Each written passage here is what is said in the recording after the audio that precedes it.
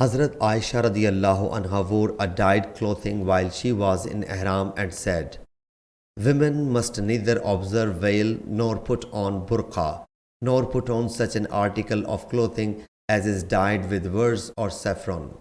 Hazrat Jabir radiallahu anhu said, "I do not consider the dyed clothes perfumed clothes." Hazrat Aisha radiallahu anha did not find any harm for a woman in wearing jewelry, black or pink clothes, or leather socks.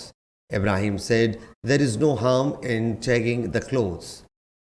Hazrat Quraib reports that Hazrat Abdullah bin Abbas radiallahu anhu said, "The Prophet sallallahu alaihi wasallam, after combing the hair, applying oil, wearing the wrapper wrapped in a wrap over, set out along his companions from Medina Munawwara for Makkah. He sallallahu alaihi wasallam did not forbid to wear a sheet and a wrapper except for the clothing dyed with saffron to such an extent that saffron falls on body.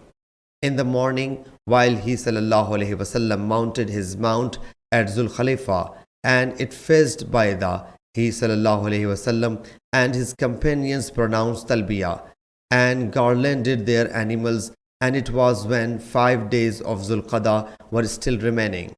So he sallallahu alaihi wasallam reached Makkah Mukarramah on the 4th of Zulhajj.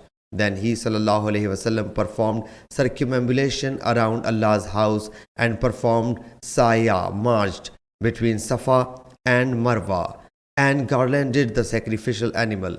So he sallallahu alaihi wasallam did not take off ihram, pilgrim garb. Then he sallallahu alaihi wasallam dismounted near Hajun in Makkah, and he sallallahu alaihi wasallam attired in the ihram, and he sallallahu alaihi wasallam, after performing circuits around the Kaaba, did not go near the Kaaba till he sallallahu alaihi wasallam returned from Arafat, and commanded his companions to perform circumambulation around the Kaaba and march between Safa and Marwa, then get their hair cut and take off the ihram.